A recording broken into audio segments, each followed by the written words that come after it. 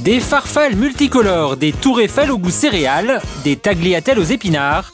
Cette collection de pâtes originales se trouve dans la cuisine d'Aurélie. Les pâtes, c'est la passion de cette jeune femme. Et chez elle, des variétés différentes. On en trouve à chaque fois qu'on ouvre un placard.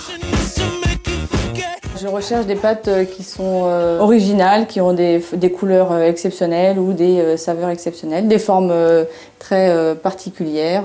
Comme ça amuse tout le monde et ça égaye le plat. Pour se les procurer, elle passe chaque jour plusieurs heures sur Internet à l'affût du produit insolite. Je cherche partout dans le monde. Actuellement, j'ai des produits italiens, français.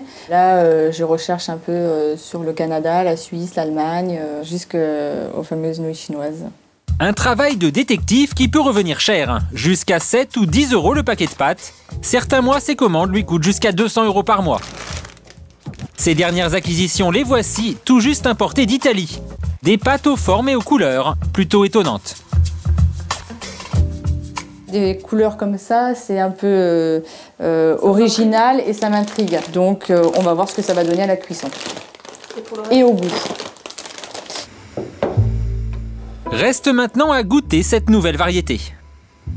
Donc là, on est à grande eau et on va jeter les pâtes dedans. On baisse un petit peu la cuisson. Quand je fais cuire des pâtes, je regarde tout d'abord la couleur, quand elles sont colorées. Je regarde aussi si elles ne se déchiquetent pas avant la fin de la cuisson. Et aussi l'odeur. On sent tout de suite les saveurs ou pas. Et après 3 minutes dans l'eau bouillante, première déception. Là, il y a un truc qui me plaît pas du tout, c'est la couleur bleue. La couleur bleue de l'eau, ça m'inspire pas forcément confiance. Mais bon, on va goûter quand même. Et pour goûter, toute la famille est mise à contribution. Cyril, son mari, a appris à composer avec la passion d'Aurélie. Les pâtes pour lui, c'est tous les jours. Hier, il testait des macaronis au cèpe. Aujourd'hui, ce sont ses variétés multicolores. On fait avec. On est obligé de manger des pâtes, que des pâtes, rien que des pâtes. Non, mais bon, ça va. Tu goûtes? Oh, maman. Oui, c'est un chapeau, mais il faut goûter. Attends, Visiblement, à 3 ans, Nolan n'a pas encore attrapé le virus de ses parents. Aurélie et Cyril prennent leur rôle très au sérieux et ces pâtes en couleur les laissent plutôt sur leur faim. Bonne pêche. Mais bonne pêche en décoration, pas en saveur. Et des nouvelles pâtes, il s'en crée tous les jours. Un ancien garage dans ce village des Landes, c'est ici que Patrick crée et fabrique ses propres pâtes. Il a déjà mis au point une trentaine de recettes, à base de légumes frais ou d'épices, mais aussi aux goûts plus originaux, au café, au miel ou à la vanille. Bonjour. Bonjour. Patrick a même ouvert il y a 1 an cette boutique spécialisée dédiée à ses créations. Pâte fraîche, donc une nature, une tagliatelle nature, un spaghetti à l'indienne, pas mal de caractère.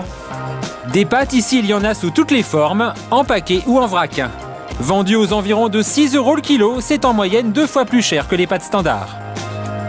Certains produits sont des mélanges de 10 à 12 produits différents.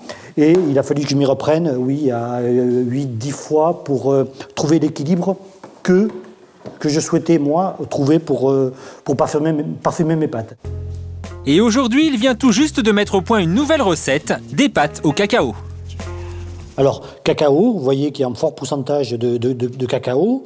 Le mélange lait et œuf qui va hydrater la pâte et la semoule de blé dur. Donc on va mettre tout ça en machine et d'ici un petit quart d'heure, on pourra presser. Car si le goût est différent pour chaque type de pâte, la préparation est immuable. De la semoule de blé dur, de l'eau et des œufs. À chaque fois qu'il met au point une recette, Patrick organise une dégustation auprès des habitants du village. Bonjour, bonjour à tous. Les pâtes au cacao attirent. Si l'essai est concluant, il les commercialisera immédiatement. Geneviève, vous allez goûter. Il faut goûter tant que c'est chaud. Hein. La pâte, ça refroidit très très vite. Voyons. Là, l'odeur ressort bien, quoi. Oui. Là, oui. Plus finalement, quand elles sont... Oui, moi je suis très étonnée, oui, par le goût du cacao. C'est vrai qu'on n'est pas habitué. Moi, je trouve que la couleur est super jolie, quoi, en plus. C'est un peu sucré. Tout ça, c'est sucré? Oui, un peu.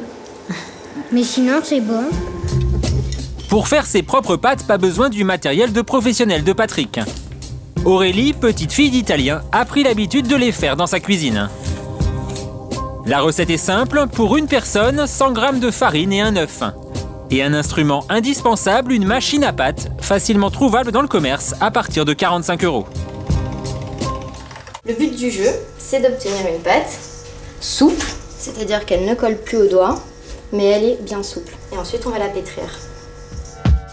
Une recette facile et surtout particulièrement légère pour le porte-monnaie. Ça m'a coûté 300 g de farine, ça fait même pas 30 centimes d'euros, et 3 œufs, donc 50 centimes d'euros en tout, j'imagine. Et au niveau du temps, ça m'a pris, allez, disons un quart d'heure, et je fais un repas complet pour 3 personnes. Pour 3 personnes, 300 g de farine, 3 œufs, un coût total de 50 centimes d'euros.